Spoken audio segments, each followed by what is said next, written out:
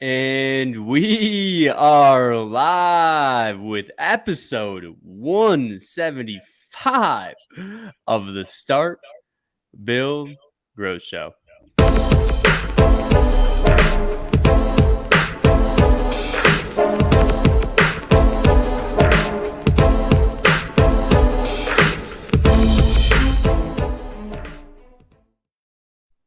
Randy Brothers, my friend, what's going on? How we doing? Another day in paradise, man. We got 1 month left to try to finish 2021 strong. Looking forward to it, making things happen, and finishing the year. Another episode in the books, man. I'm excited. We got another awesome guest. I'm really excited to hear your story and hear a little bit more about what you guys are doing to impact the industry. So I appreciate you joining us, Shawn Hill from NiceJob, man. Appreciate you joining us. How are you today? It's my pleasure to be here. And you mentioned kind of winding down the end of the year, and that's kind of the same thing we're doing with NiceJob in particular. But as most people, as much as it's winding down, it's as much looking forward as well. So I feel like half our brain really is rooted in 2022 and how we're going to contribute in that way. Absolutely, man. Well, so we always like to, whenever we bring on a new guest, we always like to kind of go into story time, right? A little bit of background about you, how you got in the space, everything like that. Obviously, with NiceJob, you guys are doing an incredible job building out reputations for contracting companies across the country and, actually across the North America, if you will. So, how did you kind of get into the space, the reputation marketing space and stuff like that? What's your background? So NiceJob as a company in particular, I'll start there. Got into the reputation marketing space because our founder, Lars Christensen, worked in big marketing, big media in that sort of sense, Samsung, NFL, these really large clients, and kind of realized that sometimes it's a lot of throwing money and kind of getting what you want and not actually earning anything. And so a lot of times the dollar talked in that regard. And he kind of was reminded and kind of looked at the people that were, I don't want to say doing the true work. I don't want to kind of separate it in that sort of sense, but kind of looked at the people that perhaps were so focused on being the best at their craft that they didn't also go to night school for marketing. They didn't also do these sorts of other things. And so the wheels kind of started turning of how can we take what's the core principle of marketing, which is kind of like a word of mouth, but really is a social proof, a trust element. And how can you build that into a software that is going to be so easy to use that it kind of becomes a no-brainer to use it, but then also allows these people that are doing this incredible skill work to just kind of focus on that. And that's kind of was the early seed of NiceJob, so to speak. As it evolved, and back in that time, it probably been more accurately called reputation management, which is just like you try to get good reviews and you maybe not get bad ones, try to go like that. And it evolved into what the future is, reputation marketing, which is getting the reputation you deserve, but also having the ability to understand what it is, the key elements of that, and be able to put that out through different elements of your marketing and still have it be automated, still have it be set and forget at its core so that it doesn't kind of take away, but give you the ability to kind of scale it up, but then ultimately take the one thing that's the most important and the one thing that you don't own, your reputation, and actually make that part of your brand. So that's kind of restarted. Me personally, I'm a non-traditional marketer. I came from the sports field. I worked in things like game entertainment, game presentation. My claim to fame was, one of the creative minds that brought the Philadelphia Flyers mascot Gritty to life. So I did goofy, awesome, ridiculous stuff like that. But where NiceJob kind of brought me in was this whole sort of element of taking people that are passionate about things and making them more passionate. So that's like creating a vocal fan base for your home service business, no matter what it is. So take your customers, get into that customer-driven growth model where one customer begins another, and it's a full cycle after that. So I'm very much a non-traditional marketer. I will say not the business guy in that sort of sense, but where my background kind of comes from is kind of figuring out, well, what's at the core of a lot of these elements and how can we really break it down to a basic level so that you can use them. I love it, man. Well, great response. And I appreciate the background. Now, one of the reasons why I wanted to bring you guys on too is, I've been talking to your team. I have clients that are actually using NiceJob. I've been really impressed with the tool. I actually came from the reputation marketing background when I was working for another SaaS company. I was really impressed with your guys' reviews, and I think that goes a long way, right? So if you look on, on things like Google, you guys have 5-star reviews across the board, 463 reviews. If you're looking at some of these different software tools and resources that people utilize when they're deciding on what tools to go with, like G2, you guys have 4.9 stars, 83 reviews, Software Advice, 5 stars, 117 reviews. Really impressed with pretty much all the platforms you guys have are full of reviews. Now, if I'm a contracting company and I'm looking to utilize a tool like NiceJob to build up my online reputation, get more reviews, what platform should I be focusing on? Is there one or two specific, or should I be more diverse with my reviews? But as I get into that answer, I'll start off with like what you just did is the core concept. I didn't have to say anything about NiceJob yet, right? You read off all our reviews. You just said social proof. So you kind of maybe unknowingly kind of gave a little bit of a seal of approval by saying like, well, look across the board, look at what they have. When it comes to what type of reviews should you be getting for your business and things like that, Google's still absolutely king. And the reason why is not only is it a review platform, it's also a search engine. Right. And so everything is leading into one another. Is they want user generated content to prove that they're the best search engine. So they have this kind of platform right there. However, we are seeing strong growth in things like Facebook, which has become, as much as it's a social media platform, has kind of become its own environment, good or bad, depending on how you feel about Facebook in particular.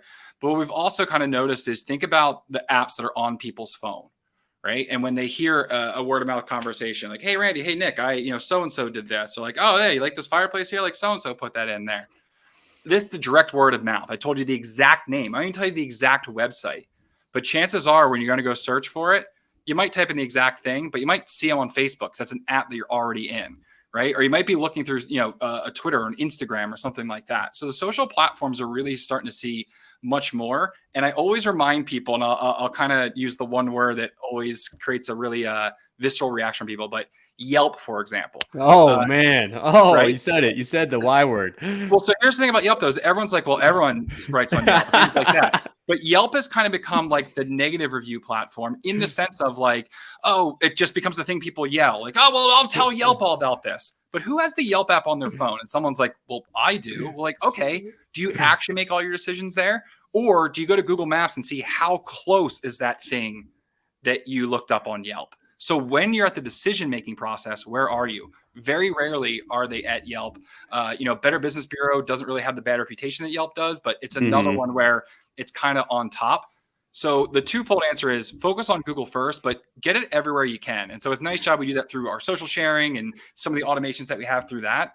But realistically, you want to be anywhere, and that can include yard signs, local ads, things like that. You want to be wherever they are when they're ready to make a decision. Randy, do you have better reviews on Yelp or Google? It's funny. We got Devin, who's our director of marketing for my roofing company, and we've gone around with Yelp. Like it's such a frustrating. Like we have a thing where we're like we refuse to pay them anything. We will not pay Yelp $1. And the problem is it's like a pay to play. Like if you don't pay them, they're only going to put what they want to put on there. But if you do pay them, all your good reviews will come up at the top. Like we have all these good Yelp reviews, but they're not like authorized or validated. I'm like, forget all that. It's ridiculous. So well, so that's like funny because Devin's watching right now and she was just posting like, nope, we're not doing that.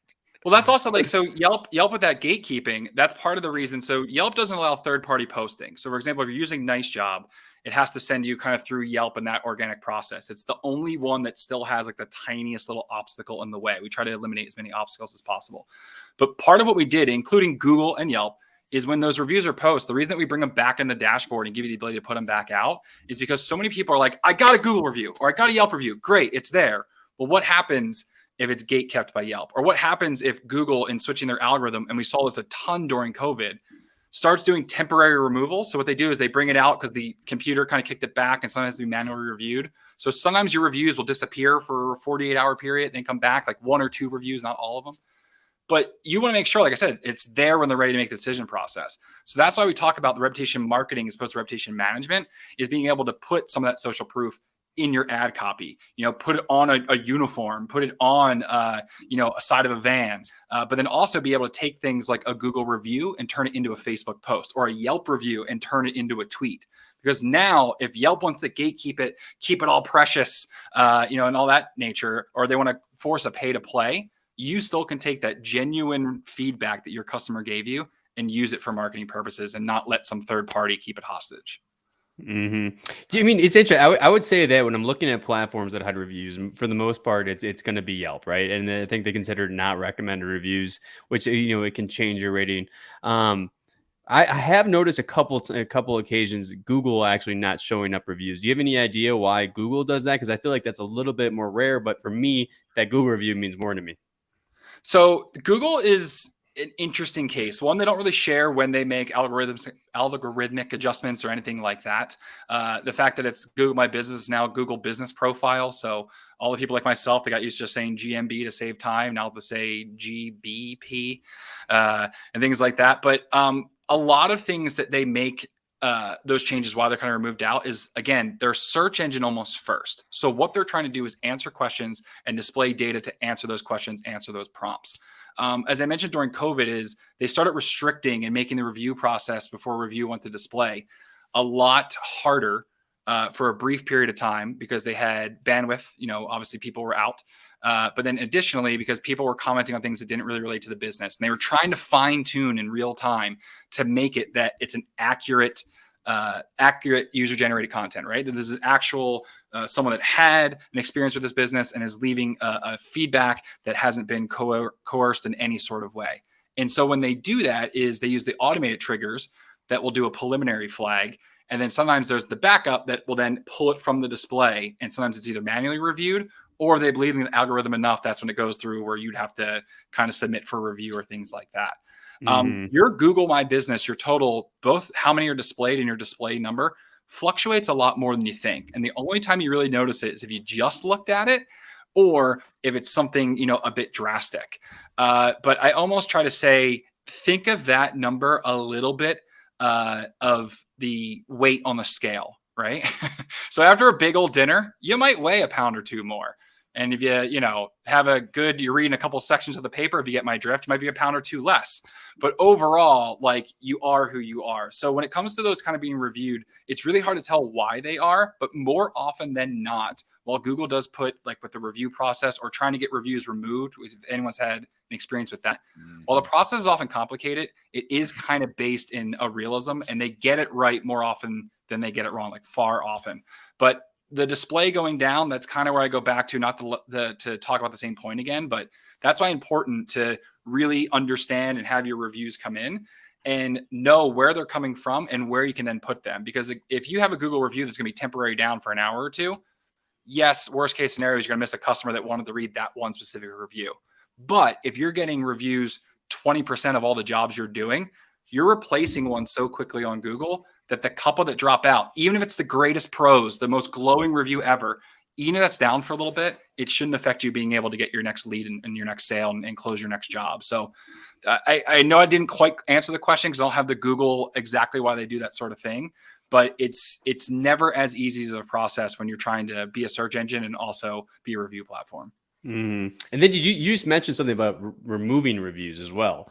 What do you think of that process on Google trying to get a negative review down? Is that possible, would you say, or is that going to be something that's going to be very difficult to do? Once it's there, it's there? Not to make another weight loss analogy, but like anything's possible.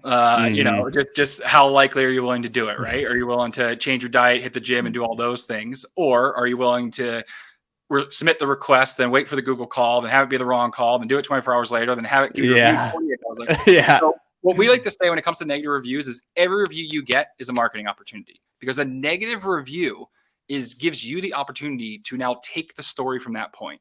If anyone's heard me on any other podcast, things like that, you may have heard this story before, but I still think it's relevant, is I like to think of reviews as someone in a brick and mortar waiting room, and they're yelling their review right before they exit, right? So they type their review, good, bad, indifferent. They type it, they hit send, they hit post, it goes up on there. And the next step is you as a business owner can reply to that.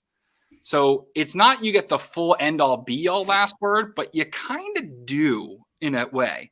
And so what you want to do when you're kind of crafting a response or when you're looking to market off those reviews is you take a look at who's going to actually be seeing that. And if you think of that analogy I put out, when they walk out of the door, the people you're talking to are the rest of the people in the waiting room.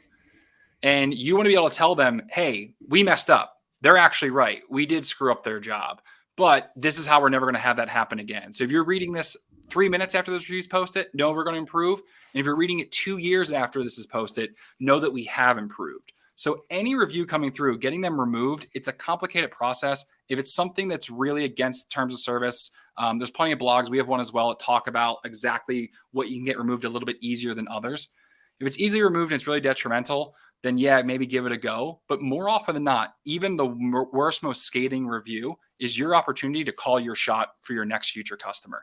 So if you did make a mistake, you can be like, we did, and here's how we fixed it, or here's what we're changing, or here's why this person that you said was rude isn't the type of person that we're hiring in the future, or this is how we realized that this small thing that didn't really seem relevant to us that's super relevant to you is great. And it also, from the internal standpoint, can be you looking at your team and be like, this is why we're not going to focus on this type of customer anymore, right? The person that complained we're too expensive. This is why they're no longer our target thing. Or this person that claimed we didn't add enough value. This is why we want to make sure in our sales process that we're setting proper expectations, because all bad reviews are failure to meet expectations. That's all they are. Sometimes the expectation's unrealistic, right? They thought it was going to be $5 and take 5 minutes.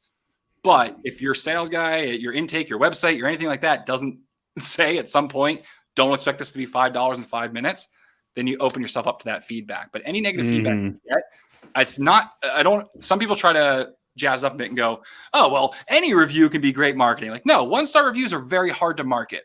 However, there's an opportunity there. So never fear of it. And the 5-star reviews, that marketing gold, make sure you're doing absolutely everything you can with it, because it makes those 1-star reviews a little bit of a whisper, and those ones speak very loud through a megaphone.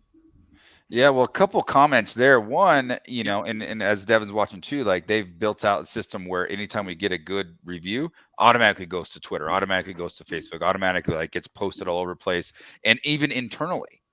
Talking about driving your company culture. If one of our sales people or customer service reps or somebody gets a good review, that an email goes out to the whole company like, hey, congratulations, so and so got this great review. It was, and that's like other ways to use those reviews to drive marketing as well as your culture. But on the flip side, we don't want to take away the fact that if you do get a bad review, it's an opportunity, as you mentioned, to dive in and figure out what went wrong. Or it's all communication, right? They all come down to some sort of breakdown in communication. And we recently just had a situation where customer was misunderstanding of some things and wrote us a bad review. Turns out she was just having a bad day. Yeah. She just had it was a rough day. Some other things are going on in her life. We instantly responded, went right in, and our rep, like who the client went, sat down, took her to coffee, like went down and really broke down what was going on, got to the bottom of it. At the end of the day, she was like, I shouldn't have done that. She removed the review and we moved on. And now she's an advocate, right? So those are opportunities to not only on the digital facade piece, but internally, what can you do to look at that as an opportunity to dive in and make yourself better and improve your system and improve your communication and learn whatever lesson there is to be learned.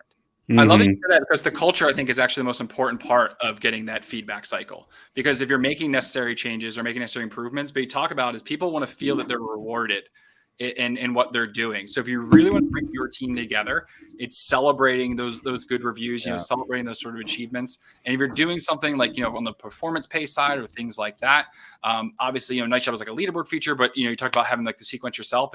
There's a way to really help drive getting the right people. So from the recruiting aspect, by paying close attention to what your reviews are saying. So not just, hey, 5 stars, but what exactly are they saying within them? Yeah. And on that turning around the bad review thing, I often do think that people are looking for themselves, or they're looking to identify when they read a bunch of reviews, stuff that either appeals to them or questions even they should ask. And so we have heard stories that people with bad reviews is some people go like, it educates the customer to ask a question that then leads to better customers overall, because you're now able to address those kind of certain points. But I think people more often than not look and can tell who's having the bad days and who's kind of giving a genuine negative review. Well, it's interesting because 2 more comments. One, we have a client that has a good sized sales team, and recently they just did an incentive with their sales people, say, hey, for one, like I think it was a 2-week deal where whoever gets the most reviews wins whatever money or wins some sort of prize. They drove like 50 reviews in a matter of like 2 weeks or something. Like whole sales is just reaching out and doing that, and it was cool. Like they just drove a ton of leads just by incentivizing your team to do that. So it was cool. It's a cool like to hear that, to get that feedback, to drive those leads from that perspective. Well, so Shawn, are you seeing that pretty like as a pretty popular strategy for contracting companies to drive reviews? Because I know you guys have the employee leaderboard. So basically, anybody who has a user that it shows how many reviews they've gotten and the average rating. Are you seeing that as a pretty popular strategy? Yeah, it's very popular to incentivize people to get reviews because they kind of have to, as I used before, like call their shot, right? So if you're telling someone, I always say, if you build a culture that says, hey, if you're on this team, we are going to get feedback. If you screw up, we're going to figure it out. If you do great, we're going to find out. And you want to set them the basis like, well, when you screw up, we'll figure out why. We'll kind of coach you through. It doesn't mean the old adage, like the customer is always right. Like, no, we will admit sometimes the customer's completely wrong about their feedback. However, the reason we're going to take it is that we want to make sure that we are clear, we're transparent, but then also that the effort along the entire line of this team is contributing and is impactful and is recognized throughout the whole process as well. So the one thing with the employee leaderboard that we found, we didn't expect right off the top, but we found people are doing was even doing it beyond techs in the field. A lot of times office managers, sales staff, marketing teams don't get the credit when it comes to direct job sales or direct job performance. But when you can go and attribute a review to the entire team along the way, you find a little bit of a bonding. So if you're one of those businesses that has, an in-house staff and a team that's constantly out in the field, you may notice a little bit of a disconnect because it is two separate worlds to be out in the sun all day versus sitting in air conditioning all day, right? And so you can get together everybody for the company picnic or something like that, but you tend to see the little middle school dance clicks start to happen. But we found with the employee leaderboard, but by having that recognition is one, you start to see your team realizing who's pulling the rope the hardest and who isn't. And you start to see people either A, kind of helping, making sure we're all kind of pulling together, or quite honestly, starting to weed out who's not keeping the muster. And people are always worried about competition on the outside and then even a little bit more competition within. If I create this competitive environment, how are the alpha is not just going to get rid of the others? Well, the best alphas out there will raise everyone's game. As I talk about coming from a sports background, is I always wanted to be the type of person in my career that made my teammates better, not in this altruistic, like humble sort of way, because you get a ton of credit that way. Everyone loves you. But the main reason I wanted to do that was that's actually what it takes to be successful, is not just you being this standalone all-star, is having a whole complement, things you can do, things you can't do, all come together. And so from the employee leaderboard and seeing that traction, that is where I talked about your brand is what you're telling consumers. This is our value. This is what we stand for. This is our look. This is the emotion we want you to get. But your reputation is the public, your clients, your customers, really their scorecard. And if you lived up to your brand. So a lot of times you recruit, you might get a lot of recruiting through your brand, but your reputation is really kind of what keeps people there. And so by having them be a part of it, having that leaderboard, being able to, attribute team members that might never get mentioned in reviews and things like that, we found that it kind of starts this foundational culture thing where now everyone feels a part of every process, even if they've never gone out in the field or even if they've never answered the phone. So it's one that we're trying to even make more automated. So with certain CRMs, it'll automatically attribute text that you add through that workflow.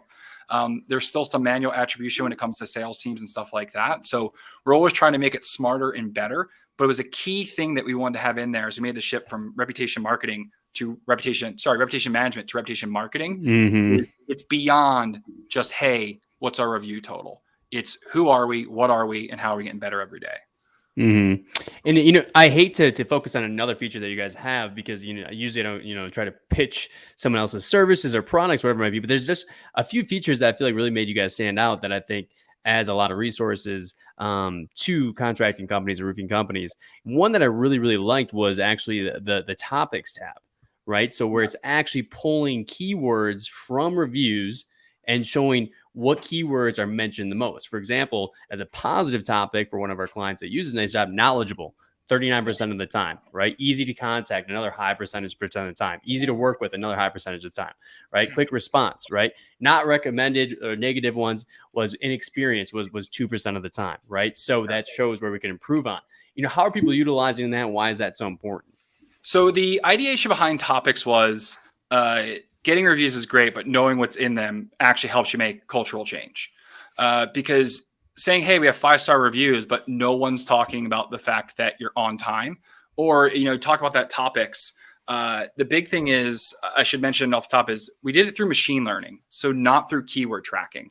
So those insights that you're seeing isn't just an algorithm going through looking for words that match the keyword and then putting it in there. It's trying to read those reviews, scan them, crawl them for sentiment and context, so that it doesn't have to just say the word knowledgeable. If the review, and it's growing every day, but if the review has that feeling that they're saying that you're an expert and they're saying that any questions they had, you were able to answer, we're able to kind of corral that into a knowledgeable topic. And then that allows, you talk about the percentages, to figure out if perhaps what you thought is most important isn't actually what's coming up as much in your review. So perhaps it's shifting the tone of an ad or replacing the review copy in there to feature a different review, because now it'll touch on those points a bit more. And with the negative topics, it's not always just from like the 1-star review negative topics. If it starts to see negative topics come up across all reviews, we put those in there because those are the small, subtle changes that really can enhance your customer experience. So the ones of, man, they did a great job. They did leave a bucket behind, but this looks so great, not a big deal, and I'm sure they'll come back and get it. So one of those things where it's a 5-star review, but it was that one little, like, it would have been an 8-star review if this would have happened. That allows you to clean up processes, clean up systems, and make those changes. So the topics is something we're really excited about, because that's when it goes beyond, all right, I got a review on Google, I auto share it to Facebook. So now it's Facebook post. I shared it to Instagram. So now I have the reach. I put it on my website. I have it on my, engage widget. So it's real-time social proof. I'm getting conversion rate there. I've maximized it everywhere, what this one person said. Well, What can you do with everybody? Or a year later, how does what that one person said really kind of factor in? And that's where topics really allows you to not only see a total of your reviews come up, but actually see the direction, right? So you're still heading towards your true north where you want to be, or you're starting to fade a little bit with some of the topics. And then I would go back to even the employee leaderboard tie-in, is the fact that you can connect topics and then you also segment out, see who's in those, is you can figure out, actually, this team gets a ton of comments on being on time and knowledgeable, but this team doesn't seem to get as many, or this team, there is a little bit of like, oh, well, they were 10 minutes late, but this looks absolutely incredible. So sometimes that can help you mix and match your teams, or, make hiring, promotion decisions, stuff like that. But topics is something we were really excited about, as long as we could do it machine learning. It's why it took us so long to get it out there, was we wanted to make sure that it was something that was going to grow, that would continue growing, continue learning, continue improving, month over month, year over year. And it wasn't easy to do that, because machine learning, if anyone's familiar at all, is kind of fickle in its own right. But it's something that we wanted to launch. But I would say employee leaderboard was something that a ton of people asked for. I think topics will end up being more impactful over the long haul. Yeah, I really like that. So apply that to sales, right? I mean, we teach in our sales process, right at the end, you want to ask. It's almost more important to understand why someone did purchase from you than it is why they didn't. Because if they tell you why they didn't, they're going to feed you a bunch of crap, right? Why did you not buy from me? If you get them on the phone, oh, someone else was cheaper, or they're going to give you a line of crap. It's not validated. But if you ask somebody who is a customer why they purchased from you, why they chose to go with you, that feedback is valuable. And this is essentially what you're able to do with this process, is to identify the key elements of what makes you better and what makes the customer resonate with you. And then you can apply that to your sales process, add it to your sales presentation, work with the guys on your sales team on how to incorporate that into their process and their presentation. And it just ultimately makes the company and the sales team better. Yeah, and for the creatives out there, it also gives you another way to display your reviews, right? So if you're handing out a folder or something like that, imagine being able to say like, hey, last month, 38% of the people said that we were knowledgeable. 29% of the people said that we, valued our promises. And that's something that they call you out on it. You open up your NiceJob app, there it is. It's right there. But you can't put 10,000 reviews in a sales pamphlet, right? But it is another way to look at it, just like trust badges or other widgets that you kind of see out there. Like, this is another opportunity for you to have, as you said, a way to sell that social proof, or a way to really direct what your sales messaging is and what that feeling is overall to be more effective. And another thing that I liked as well is actually your guys' ability to post reviews. And I've seen this before, where you can post reviews on the social media sites, everything like that. But I think you have a cool way where you can actually add in an image, right? So, I mean, for me, showing face behind that review and who actually said that, who that customer is, what they look like, everything like that, I think adds a lot of value and backing in terms of social proof. So I think, I would take a picture of my customer smiling real big, right in front of their house with the new roof on it, and just post that on there with it too. Yeah, it was funny enough. It's actually the first time I get to kind of dive into this. Is we've always called them stories, right? Because you're telling the full story. Because you have the text, and now you're able to kind of have a photo, go along with it. So you take the review, you turn it into a story by adding a photo to it. Then Facebook and Instagram start using the term stories, and now it's kind of its own thing. They stole your term, man. They stole your term. We're gonna for now, but if you think about it, even in those platforms, sort of deal, it's kind of beyond the initial feed that you see on those platforms. And so when we talk about the imagery, one of the big things that we hear is people talk about, well, what can we do more? And there was this narrative a couple of years back of, video reviews, like that'll be it, right?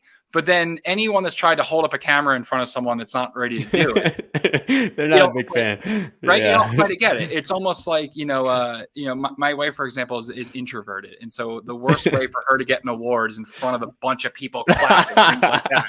So she's like, look, I love doing a great job and I feel so valued and I'm rewarded, but like, don't make me the center of attention if I don't have to be. Well, that's, the reason I bring that up is that's the difference between like, I will gladly give you any feedback you want. I will write you a beautiful email. I'll write you a little text review, but I'm really not trying to, be on camera right now, especially in some they do hate the video. They do hate the video testimonials. And there's some, industries where like, what? Not really trying to have people see that I'm the person that clogged the toilet. Like, I just want to say that I'm happy with all this. Yeah. But even, all right, so you get the video review. What we found is that people are going to read more text reviews than watch multiple video reviews. I love videos. You can look at my YouTube video history. You can look at my streaming history and things like that. And you can look at the amount of books I read. I am very much a video audio centric person, all right, when it comes to that. However, when I go to read reviews and things like that, or when I go to make decisions, I can read reviews. I can quickly scan, look for things that stand out, look at the overall numbers. And that's why text always did it. Now, images though, images are just as quick, but images play really well on those social platforms. So in a Google My Business, being able to add some posts, add some photos to that as well to complement what people are already looking for, that helps. Also, it's user-generated content, which Google loves. You feed Google more, they're going to feed you back. Feed them. Yeah, when it comes to Instagram, which is our newest, integration, our social sharing feature, right now we just have, adding some custom backgrounds and kind of imagizing, not a word, the text in that sense. But the next step of that is custom photos and things of that nature. But the big reason was that platform in particular, such a visual platform that's the gateway that gets people to stop. So much of social media, so much of the internet right now is so quick that all the tactics, talk to any marketer of any background, they talk about what you're trying to do really is just slow people for a second because everything is so instant. And so images, especially if you do something that's not niche, but you have that ability to. So for example, like window cleaners in particular that we service a lot of, I tell them like, are you able to clean a complicated window that matches the style of architecture that's prevalent in your town? You should have a photo every time someone reviews you doing that work.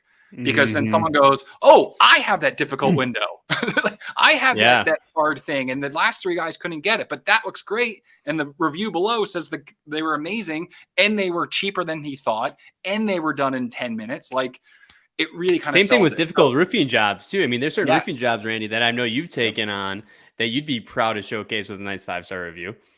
Yeah. And historically, it opens up a before and after, we talk about skill sets. Yeah, go ahead. Yeah, and we'll take images. We'll take, those big, nice, shiny projects. And we had one featured in the cover of Western States Roofing Magazine just recently. We won a big award on Project of the Year, and it was super cool. So we documented the heck out of it, got a bunch of notoriety, and now we get to now it can live in our social, marketing environment. So it's give us that credibility of, hey, we can handle these type of large, beautiful projects. And then, especially as they can also use that across a ton of platforms, right? So if you're constantly telling your team to take photos, and the one thing I hear, which I always laugh at, is like, I don't say they don't have to be good photos. The best photos are available, but don't think that you have to have, this certain camera, this certain light, things like that. You can take the most realistic photos, and you can pay a photographer that takes the most majestic photos. And I guarantee it's two different types of customers that are going to react to those photos. There are some people, they see it's too polished, they immediately think it's marketing, they're put off.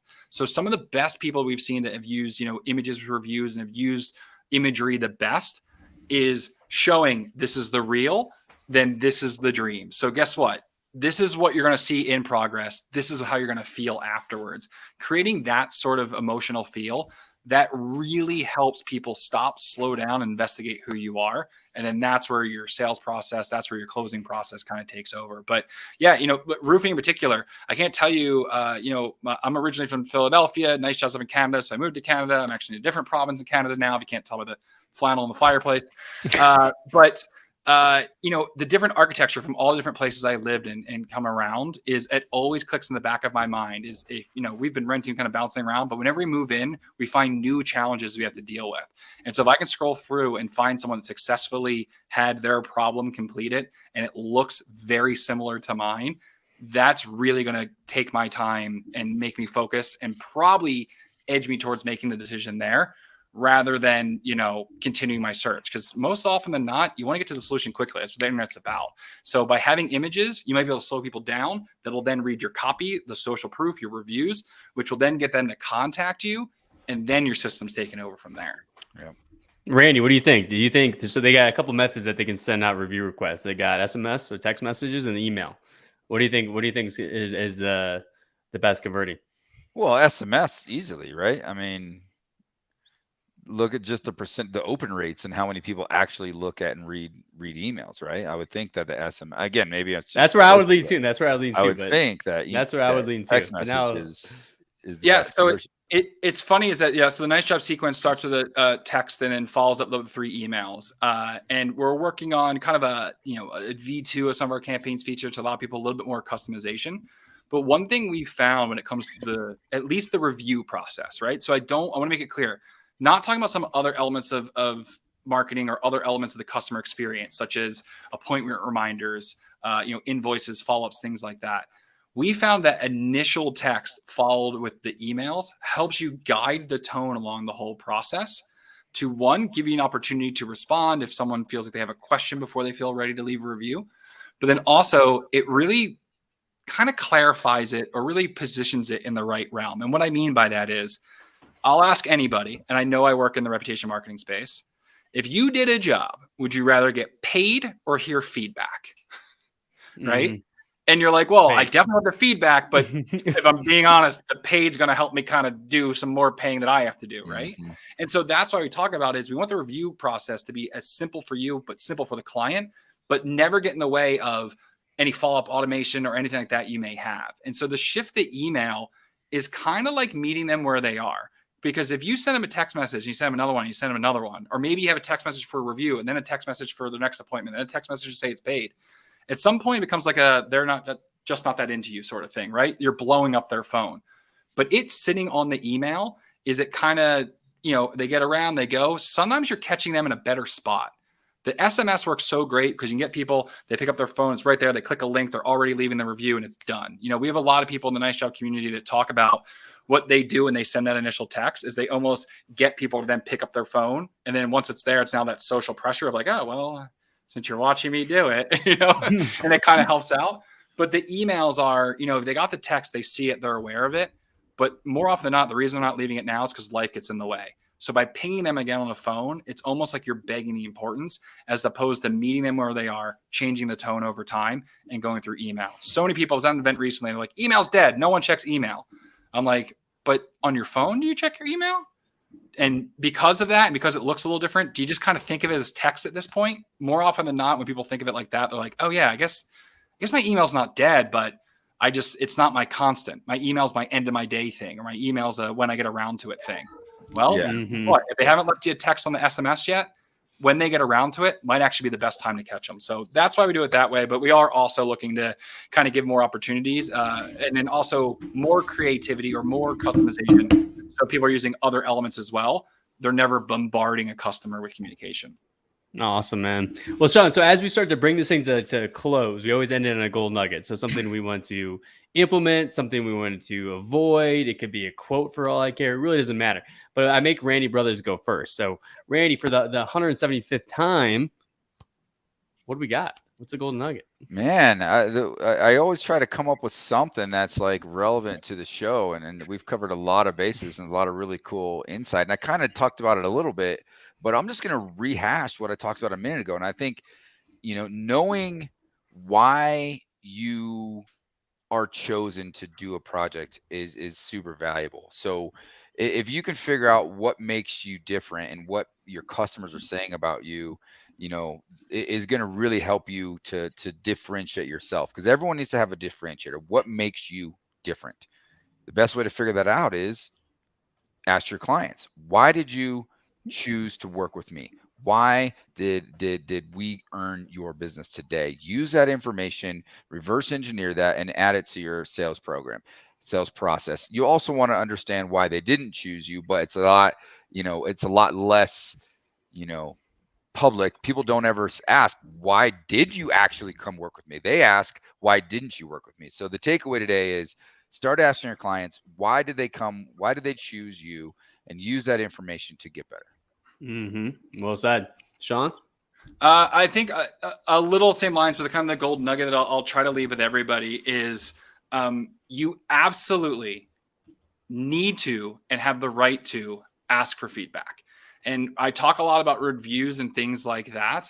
And so many people are like, well, I don't really want to ask, or I don't think, or if they want to leave a review, they'll leave a review. And I always remind of like restaurants, right? The smartest thing restaurants ever started to do was when they printed a receipt, they put the tip line there. Is they made it that it was, granted in North America and the US, but made it that the tip is part of this whole process. So start building in with your team, but also with your clients, that the review is part of this whole process. And because of that, what you'll do is you'll get team members on your team that are going to try to constantly raise their own level of performance to make sure they ensure to get good feedback. You'll also get good competitive balance to weed out those that really aren't helping your company culture and really aren't contributing to help you move forward. You'll also figure out where you need to move when the market moves. So if things become less prioritized for your clients and your market, you'll be able to be ahead of that curve. And then finally, as you're telling your clients that, hey, the reason that we charge this much, the reason that our processes are like this, and the reason that we make these guarantees, and the reason that we tell you these things is because you're going to get the ability to grade us, and you're going to get the ability to help change our future as well. So by setting that up from second one, that feedback is a part of this, is 100% a part of everything that you're doing, that'll start getting you more reviews, but it'll also start getting you the reputation you deserve, which again, at the top of the show, you'll never own it. You'll never, ever, ever, ever own your reputation. You can own your brand, you can own your processes, you can own a good part of it. But as you can see, people might be able to try to battle your reputation, change your reputation, things like that. But if you stay close to it and you constantly monitor it and you make it a part of what you're doing, you'll get the reputation you deserve. And so at that point, it's just you doing you, and that reputation will come with you. So make sure that you're building it in. You deserve the right for feedback. You have the right to ask. No one feels off put when you say, hey, I did a good job. That's just human nature. So please make sure that you're doing that. Absolutely. Well, Shawn, hey, thank you so much for joining us. A ton of great information for roofing contractors out there to use their current customers to grow their business, right? So that's what it's all about. How can you get value from a current customer, whether it's a review or referral, to grow your business? Also, if you guys are interested to checking out NiceJob, implementing it for your company, go to get.nicejob.com. But other than that, everybody, thank you so much for tuning in to episode 175 of the Start Build Growth Show. Take care. Subscribe, share.